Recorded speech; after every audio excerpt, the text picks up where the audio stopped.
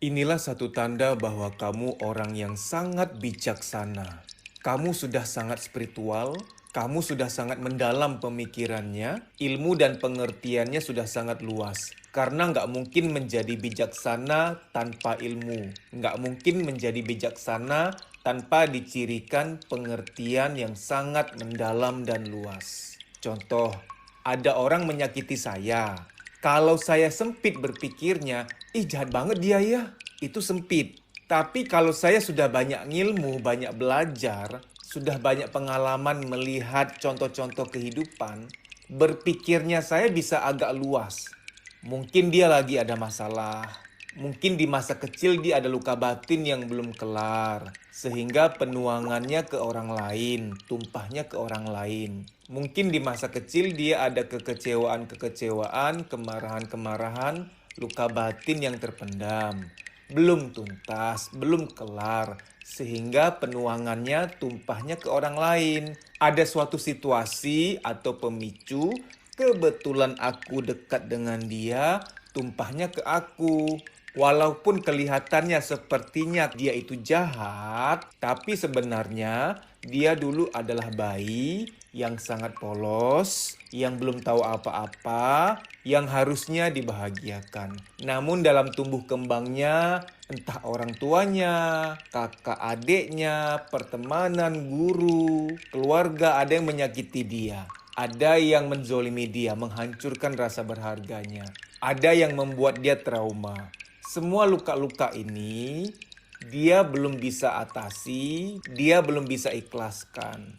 Sehingga sebenarnya dia ini orang baik, cuman orang baik yang terluka dan belum bisa mengikhlaskannya. Saya nggak bilang bahwa semua orang yang tersakiti akan jadi orang jahat loh ya. Ada catatan khusus, orang baik yang terluka, yang tersakiti, namun dia belum bisa ikhlaskan itu, sehingga energi-energi negatif dari luka batin itu mempengaruhi dia, menunggangi dia menjadi seolah-olah jahat. Karena faktanya banyak loh orang-orang yang terluka, dia tertatih-tatih menahan luka itu, tapi dia tidak menuangkannya kepada orang lain. Dia nggak meneruskan luka batin itu pada orang lain. Dan orang-orang seperti ini nyata ada. Jadi saya tidak menggeneralisir bahwa semua orang yang seolah-olah jahat sekarang adalah orang yang terluka. Enggak juga, ada orang yang terluka dan tetap baik tuh. Contohnya kamu. Jadi orang yang bijaksana mempunyai pikiran dan perasaan yang luas. Dia nggak tergesa-gesa untuk menetapkan sebuah rasa sebagai yang harus dia rasakan pada seseorang atau suatu situasi. Pokoknya aku marah sama dia. Pokoknya aku nggak terima dia gituin aku. Pokoknya dia jahat.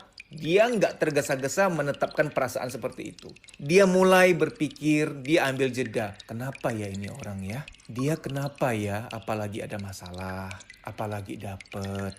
Apa mungkin dia ada trauma yang belum kelar, sehingga belakangan trauma itu mulai bermunculan lagi. Nah, aku yang jadi tong sampahnya. Orang seperti ini sangat bijaksana. Orang yang bijaksana karena pikiran dan perasaannya luas, dia cenderung terpersepsikan agak lamban dalam berkomentar. Lebih sering diam, relatif lebih banyak diamnya. Kenapa? Karena dia menunggu-nunggu. Tunggu gimana nanti deh. Tunggu faktanya ada.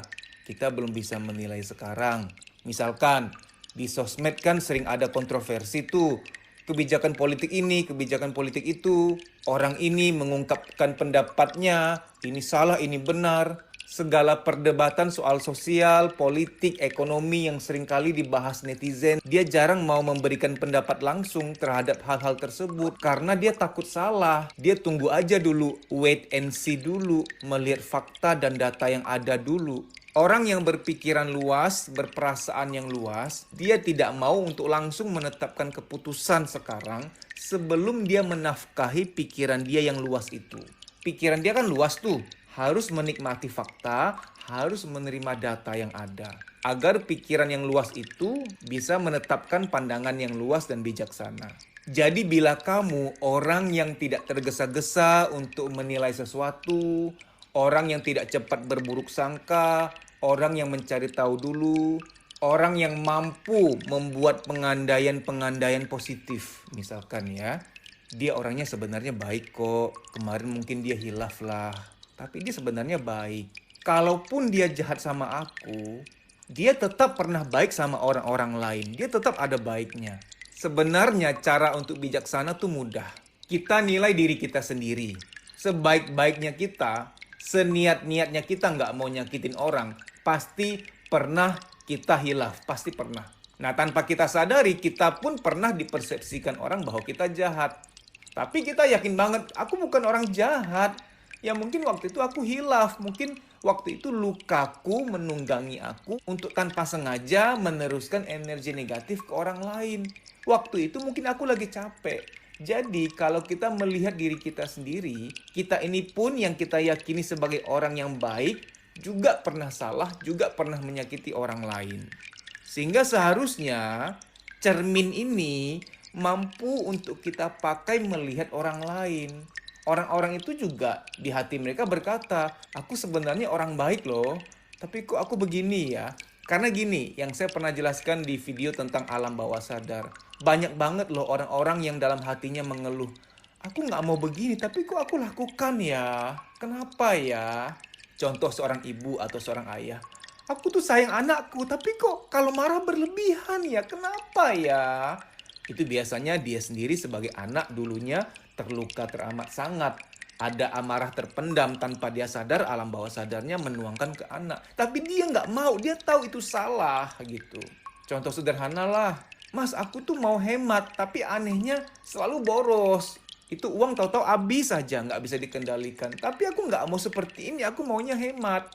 Nah mungkin di alam bawah sadarnya ada sugesti bahwa belanja-belanja, mengeluarkan uang adalah suatu kebahagiaan. Karena tersugesti, mungkin dulu waktu sedih atau galau ya, temennya itu salah ngomong, ngapain galau, ngapain sedih, yuk kita nge-mall, yuk kita belanja-belanja. Orang ketika sedih, diomongin begitu, tersugestilah dia di alam bawah sadarnya, bahwa belanja-belanja, nge-mall, itu adalah cara untuk keluar dari kesedihan. Sama seperti kalau teman kita lagi galau, lagi hampa, kita datang, kita ngomong begini, ngapain sih bersedih? Yuk kita kuliner yuk, makan-makan yuk, cari makanan enak. Ini juga salah. Nanti tersugesti di alam bawah sadar dia bahwa makan-makan adalah cara keluar dari kesedihan. Tersugesti nanti. Nanti ke depannya ketika nggak ada kamu, dia tetap akan melakukan itu. Alam bawah sadar tuh begitu. Ketika kita hampa, ada sesuatu masuk, itu kemungkinan akan menjadi adiksi kita. Mengapa anak-anak adiksi main game? Karena setiap kali mereka hampa, mereka melihat mereka main game. Sehingga game itu masuk, sehingga menjadi adiksi. Nah, maksud saya, orang yang bijaksana mampu mengerti sampai pada level ini. Dia mengerti bahwa ada hal-hal yang orang-orang lain nggak bisa kontrol. Walaupun dia mau kontrol. Nafsu belanja, nafsu makan, nafsu mau marah. Semua orang dia yakini ingin mengendalikan nafsu-nafsu ini. Tapi kenyataannya banyak yang belum berhasil. Dia toleransinya tinggi karena dia sendiri pun merasakan bahwa dia dalam hal tertentu juga belum bisa menguasai diri secara penuh. Sehingga dia tidak paksakan standar sempurna pada orang lain karena dia sendiri pun jauh dari sempurna. Orang bijaksana begitu tuh. Membuat pengandaian-pengandaian yang positif contohnya. Mungkin dia lagi capek kali, mungkin dia lagi ada masalah. Mungkin di masa kecil dia banyak luka batin. Dia belum cukup bahagia. Kasiannya dia ya. Ini kita ucapkan ketika kita sendiri loh ya, bukan di depan dia nanti malah tambah perang. Self-talk seperti ini membuat kita yang tadinya kesel atau benci malah jadi kasihan. Orang bijaksana ini seringkali punya perasaan ini nih. Didominasi oleh perasaan ini, yaitu rasa kasihan. Kalau kamu berada pada titik yang bisa kasihan pada orang yang jahat, wow, itu artinya kamu sudah bijaksana. Semoga kita pelan-pelan bisa belajar, karena untuk menjadi bijaksana nggak bisa instan. Nggak bisa pula hasil sugesti, aku bijaksana, aku bijaksana, aku bijaksana. Sampai bibir kita doer juga nggak akan bijaksana-bijaksana, tapi bijaksana sebuah proses berpikir, latihan demi latihan, jam terbang demi jam terbang. Setiap kali ada yang menyakiti kita, tanda petik paksa otak kita untuk di training, berpikir, Dia kenapa ya? Jangan-jangan lagi ada masalah. Dia kenapa ya? Mungkin lagi dapet. Dia kenapa ya? Mungkin ada trauma, ada luka di masa lalu yang dia belum ikhlasin. Itu tumpahnya ke aku. Kenapa ya? Kenapa ya? Kenapa ya? Ajak otak kita berpikir pelan-pelan. Bisa bulanan, bisa tahunan baru menjadi bijaksana. Setiap orang prosesnya berbeda-beda. Maka setiap kali ada masalah yang datang, itu kesempatan untuk kita melatih otak. Kita muter otak, ini kenapa ya? Analisanya apa ya? Karena apa ya? Apa yang mendasarinya ya? Makanya orang yang dewasa dan bijaksana adalah hasil dari orang-orang yang melewati badai. Bukan orang yang lari dari badai, bukan orang yang tenggelam dalam badai. Dia melewati badai itu dengan berpikir yang benar terhadap badai itu. Ketika kita berpikir yang salah, udah tenggelam dalam badai itu. Berpikir yang benar tentang masalahmu. Berpikir yang benar tentang segala hal yang mendasari perilaku seseorang yang menyakiti kamu. Ini sangat tidak mudah. Karena begitu kita berpikir bahwa dia jahat ya, kenapa dia menyakiti aku? Kenapa harus aku yang ngalamin ini? Itu sudah salah berpikir. Maka akan tenggelam dalam badai, kita nggak lolos. Kita nggak lolos dalam ujian ini.